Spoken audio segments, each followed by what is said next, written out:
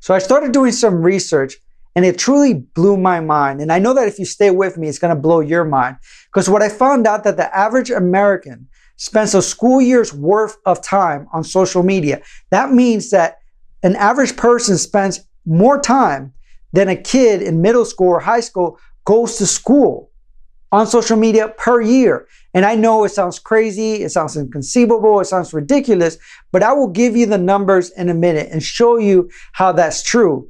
Not only that, I will show you how mind-blowing it is and how it impacts your life. And if you stick with me to the end, I'm going to give you some tips of what you can do to overcome that and what you can do with your time to truly create the dreams that you want. You see, for me, becoming more efficient with my time transformed my life. I went from failing college and not knowing what I want to do in my life for the most part to then really noticing how I spend my time and how I wasted it and things like that. And I transformed my life into being able to go to school full time. I was working full time. I had a family. I had a side business. I had so many other things to take care of, but I was still managing to do that and thrive in school and work and all the other aspects of my life. And most people thought I was crazy. They asked and wondered, how do you do it? But for the most part, is because I didn't do a lot of the same stuff that we're going to talk about that people do to waste their time. And they don't realize how it adds up for the most part. In fact, most people I work with tell me, I just don't have enough time to create my side business, to create the dream that I want, or to dedicate it to my hobbies or stuff like that. And when I tell them to track their activities and track their time, they're blown away of how much time they truly have at the end of the day. You see, and the threat that they might not get to their dreams, they might not be able to create the reality that they want, it's just not enough to push people forward. Why? Because in psychology, we worry more about loss aversion, what we're going to lose in the process, than what we're going to gain long term. So I realized that I had to put it in a way to help my clients and help friends and family members and things like that, help them see and make it appear so big and so obvious that it shakes them to their core. So what is the math behind it then? So I did some of the math, I did some research, and it shows us studies that most people in the United States, the average American spends about 3 hours a day on social media. That doesn't mean that you're there like 3 hours in a row. It means that you might spend 15 minutes when you get up, 20 minutes on your lunch break, 15 minutes between your break at work or checking it or whatever it may be, or before you go to bed, you spend half an hour on Facebook and things like that. And you might say, well, it's not me. I don't spend 3 hours. But I challenge you to track it, whether it's Facebook, Instagram, LinkedIn, and all the other social medias that you might be a part of, because it adds up. So what is the difference? What does that mean? If you spend 3 hours a day, it adds up to about 1,095 hours a year. An average student spends about 900 to 1,000 hours of school time in a whole year. So you say you might have a child in elementary, middle school, or high school, and you might expect them to learn something in that process. You might expect them to have some benefit that comes out of there. But you're spending more time than that and not having any outcome to truly show for it. And I'm not saying to cut out your social media altogether, because there are benefits to it, and we'll talk about that in a minute. But at the same time, you have to truly see, is it helping you or is it pulling you away from what you truly want to do?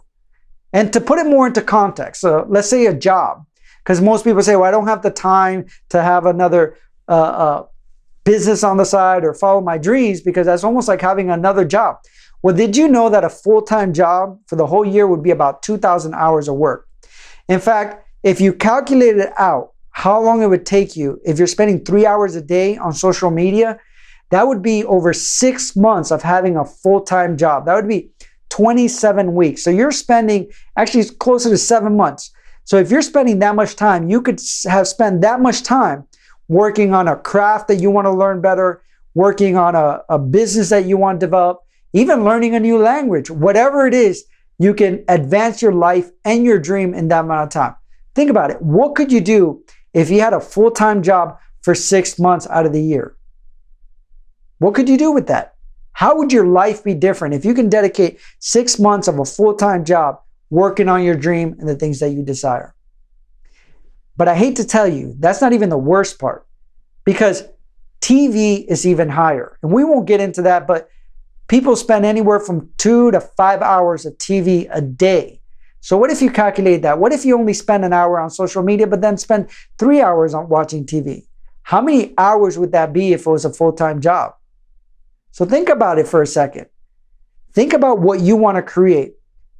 And the biggest challenge is that social media is addicting, and it's created in that way for a reason. Actually, a lot of the things that they use to create social media as far as to keep people on is what they would use for gaming, is what they would use for casinos, because it really is like a slot machine. It's created to release dopamine, our reward center of our brain.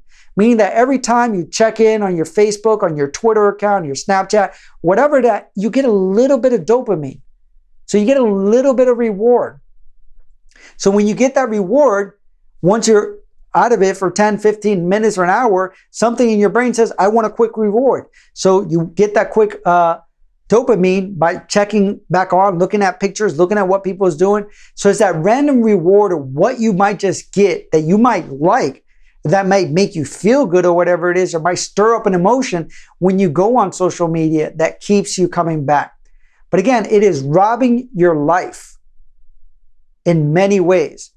So what I want to challenge you to do is to say, today is the day. Today is the day that I take control of my life and decide that I want to do something different. I'm going to focus part of that time into living my dream, into creating what I want. So the first tip that I'm going to give you is to face the loss. Truly look at it. What are you truly losing from spending over 6 months of a full-time job focusing on social media? What opportunities are you letting go by? What things could you do with that time? But when you look at it, make it hurt. Write it down. Because if you can feel it, then you're going to be more committed to making the changes. If you say, this is really what I want to desire this, I want to create this in my life, I want more time with my children, I want more time with my family, I want to create my dreams, my business, I want to do this, I want to do that. What is it robbing you of? So you have to face it, and it has to hurt. Then the other part is to take your power back. So making the decision today that you're going to make a change and share it with other people. In fact, you can even share this video with other people to let them know why you're doing it, to let them see the impact that it has on their life and what is robbing them of their life. But once you make a public statement, a public decision that this is what I'm changing, it's going to help you feel committed to the process of making it last long term. So ironically, yes, you might share this on social media or tell people on social media, but again, you're doing it for a reason. The other part is to set goals. You're never going to receive or achieve goals if you don't know what they are. So you have to set goals of what you want to create. First of all, set goals for your social media. So how many hours is it okay for you to spend? Would you say an hour? Would you say 2 hours? Would you say half an hour per day? Or how many hours would you want to spend per week? And then be prepared for it. Because again, it's an addiction. They create it in a way that it's addictive. So when you look at it, what you can do is that be prepared for it. Know what things you're going to do instead of this. So you have to replace that behavior. You can even have, there's apps that you can download to your phone that blocks you for a certain amount of time for checking your social media. Because let's face it, nothing life-changing is going to happen if you stop looking at your social media for a few hours or several hours, or even for a day. It's okay. So you can put an app that does that. You can, instead of charging your phone next to your bed when you're going to go to bed, putting it in the living room, put another alarm system to wake you up in the morning or whatever it may be. But keeping the phone away when it's charging, or setting those apps that block you, whatever you need to do is be prepared so you're not tempted to do it. The other part is to set goals, again, to replace this. You already set goals of how long you want to stay on social media, but then set goals of what you're going to do to replace it. What is your dreams? If you have a 6-month job for a year, what do you want to achieve in that 6 months? What do you want that outcome to be? Do you want your income to be significantly higher? Do you want to be able to write a book, for example, in that process? Do you want to be able to start a business? Do you want to be able to learn a new skill or whatever it may be that's going to help promote you in your job? or career or whatever it may be. So set that goal and then set actionable steps. So in other words, you set the goal and then you need to say, what steps do I really need to get me from point A to point B? What steps do I need to take? So what is the first thing I would need to do if I want to start creating a book, for example? What do I need to learn to be able to write that book? What strategies, what format, what templates? Maybe I can take an online course that teaches me what's the best way to write a book, or it can teach me how to market a book. So what things will you learn in that process that's going to help you not only write a book, but maybe write a successful book or whatever it may be that you need. So again, get your goals and make the steps that you need to take, and then make a plan for it. So once you have that strategies and steps you need to take, say, okay, in the next 30 days, I want to be able to achieve these smaller goals and take these smaller steps that'll eventually get me to my bigger goal. And have a plan. So if this 6 months, instead of having a 6 month period of schooling in social media, I'm taking 6 months to learn a new skill, a new trade, or grow in some way, then create that plan and write it all out so you can then better achieve it. Because again, the better you're prepared, the bigger why that you have for what you're doing it, the easier it is going to be for you to cut back on that addiction and maybe create a little addiction of seeing yourself creating a life that you truly want. The other part, and the last part I want to leave you with, is use media for good. Because at the end of the day, media can have the biggest benefit to your life. In fact, we've created courses that have been seen by people from all over the world. In fact, over 170 countries.